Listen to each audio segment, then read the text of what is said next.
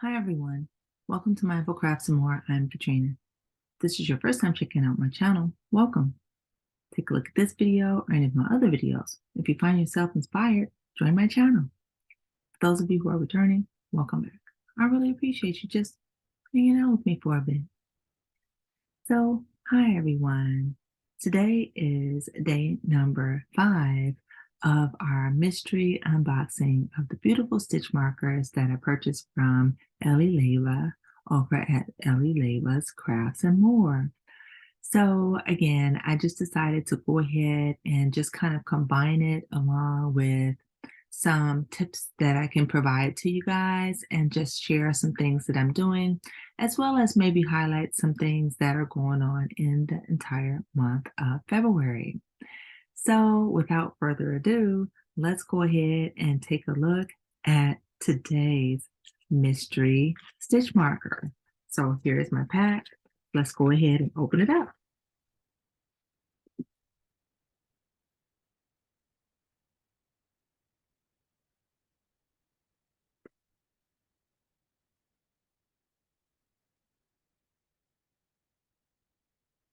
All right, let's see if I can find number 5. I have it.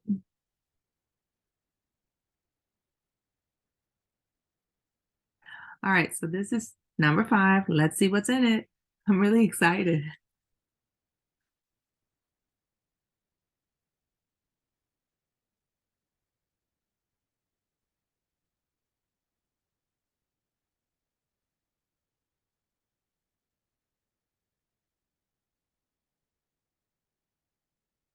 Oh, wow. Each one is just so beautiful. I don't know which one I like more than the other. This one is beautiful. I know you guys are going to adore it. Look at this, guys. It is so pretty. So it's a beautiful little ball with all these little sparkle gems on it. And then she kind of highlighted it with a beautiful bead on the bottom as well as one on the top. And this one has a lever back on it. Okay, so that's the opening on it. And yeah, beautiful, just simply beautiful. Thank you so much, Ellie. I am just adoring and loving all of the stitch markers that you have created. All right, so I'm gonna put this back and then I'll be right back in a moment. Okay, so I am back. Now, what am I having for snack today? Well, tonight I thought I would go ahead and have a smoothie. So I am having a green smoothie, which is both good for your heart as well as your digestion, because this particular one actually has ginger in it and other vegetables that help with digestion as well as being good for your heart. Okay. And the dark leafy greens are really important because they have a good amount of iron, which is important for you as well. Okay. So I'm having a green smoothie and I decided that I wanted something for crunch. So for that, I'm going to go ahead and have this, which is celery, carrots, and roasted red pepper hummus. Now, the hummus main ingredient is chickpeas, and chickpeas are really important. Very good source of protein, very good source of fiber. They're low in fat, and they help to keep your digestion going, and they have vitamins, minerals in them as well. All right, so very good, healthy snack, heart healthy, and that's what I'm having for tonight. All right. Okay, so now let's talk a little bit about our hearts as it relates to sleep. Did you know that over 40 million Americans do not get the right amount of sleep? I thought that was just an amazing number. And I guess I didn't realize that it was that many, okay? But it is. All right, so how much sleep do you get on an average night? And what number do you think is the right number for a decent amount of sleep per night? It might surprise you. Okay, so studies show that if you have less than 6 hours of sleep per night, then that's not good. Okay. You probably need a little bit more than 6. Okay. Less than that can cause increased stress, can cause increased sensitivity for pain and whatnot. It can cause elevated blood pressure. It can cause um, elevated cholesterol. And so all of those things can put you at more risk for heart disease, right? Okay. So now some people get less sleep than they realize because unfortunately they may have snoring where there's an obstruction preventing them from being able to adequately breathe when they sleep. All right. And others have even more severe symptoms where they might suffer from something called obstructive sleep apnea, where not only do they have the audible noise when they sleep, they also have pauses in their breathing when they sleep, which is not good. Okay. So if you or a family member have sleep apnea, I would recommend for you to contact your healthcare provider so that they can perhaps do a sleep study and an assessment for you.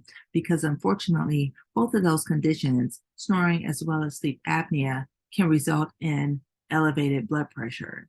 And it's not the exact same type of elevated blood pressure that you might think. It would be different because it would be causing an elevated blood pressure coming from your lung tissue, where the lungs have to respond to the fact that you had the obstruction or that you were not doing the breathing.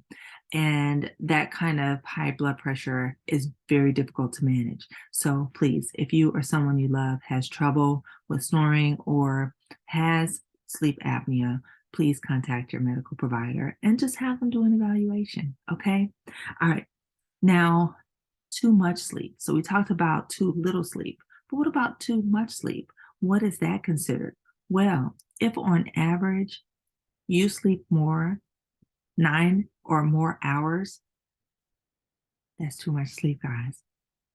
That's way too much sleep if it's on average. Now, if it's every once in a while, that's probably okay. Maybe you're trying to work on a sleep deficit or something. But if on average you sleep 9+ hours per night, too much.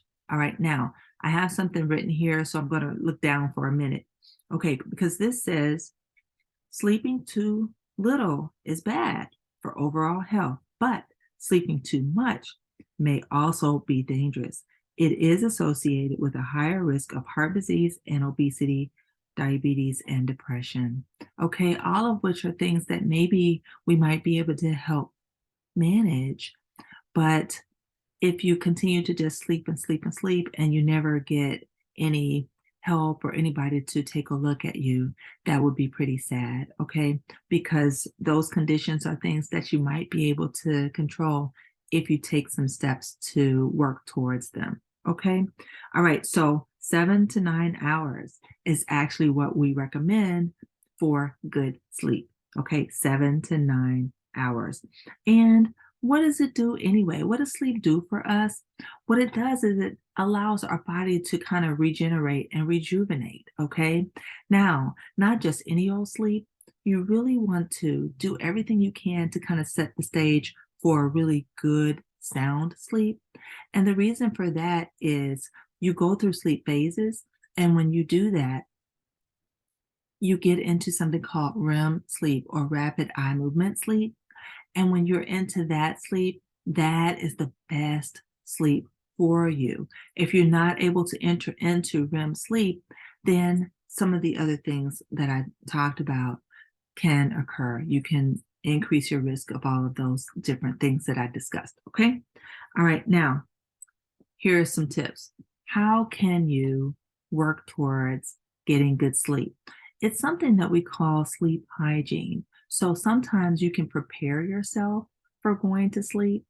You can make sure that the room that you will be sleeping in is comfortable, nice and quiet, not too hot, not too cold, not too noisy.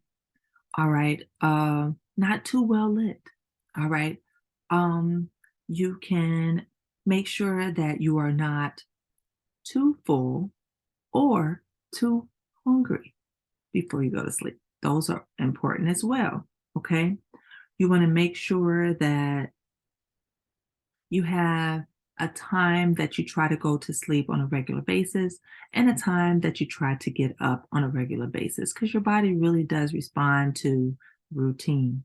The other thing is, um, again, if you have difficulty with sleeping, whether it's snoring or whether it's pauses in your breathing called apnea, please contact someone. Please don't ignore that.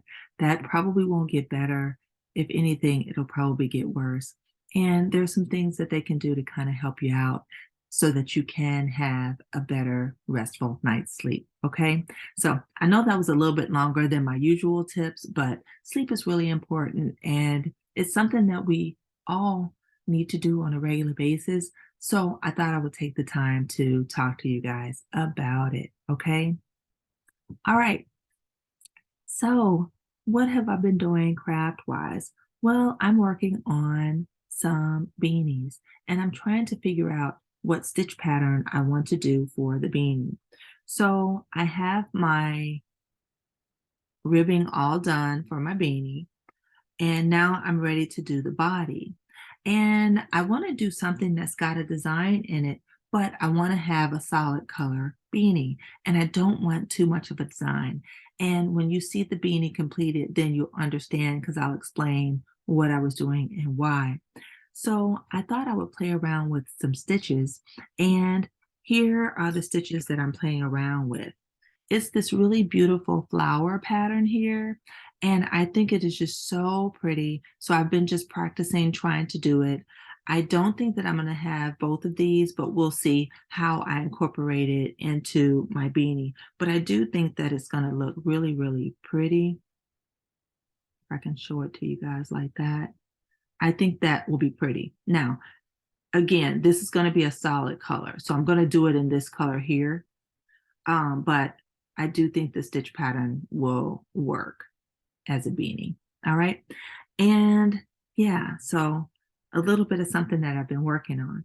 Now, I had used this yarn for something else before, okay, and decided that I no longer needed that. So I took it and I frogged it.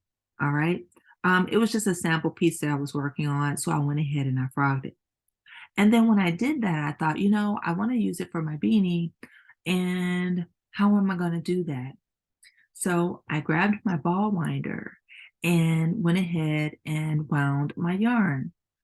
And when I did that, I have my yarn still connected to the skein. All right. So now how are you going to work with it if now you have a cake of yarn and you have a skein? I grabbed something and decided to use it for another purpose. And this is it. So previously I made these really nice pouches, right? And I actually have tutorial part 1 and 2. They're really old videos. So please guys, be patient with me if you happen to use it. I will put it in the description box below. But these are really easy to do. They're quick projects and I use them as pouches. But when I wanted to put my yarn in something, I realized that this could also double as a yarn cozy. So that's what I did. I took the yarn and carefully put the cake of yarn in here and voila, I have an instant yarn cozy. So if you guys will want to make one for yourself, please check out the 2 videos. They are older videos, but I take you step by step from beginning to end on both of them. And all you have to do is just omit the last part where you make the cord to go through it. All right. So yes, so that's what I'm doing. And then here's the skein of yarn. I'm using Karen Simply Soft for my beanie. All right. So that is it. That's all I'm up to today. I do have some more things. And I do have a quick question for you. What is the significance of a little black dress versus a little red dress? All right. If you know the answer, put it in the comments below. I'm going to talk about it in my next video, and I look forward to being able to discuss it. All right. So important information, and I think it'll, bring up good discussion. Okay. So for each and every one of you guys, thank you so much for tuning in to this series. Thank you so much, Ellie, for your beautiful stitch markers. If you guys haven't checked her out, please go over and check out her channel. She has some beautiful stitch markers. She has a new series coming up of stitch markers, and they are mystery packs as well. And yeah, just check her out. Okay. So do everything you can to be mindful, to be at your best health. And by all means, guys, be crafty every day. I look forward to seeing you again soon in my next video or one of yours. Take care now. Bye-bye.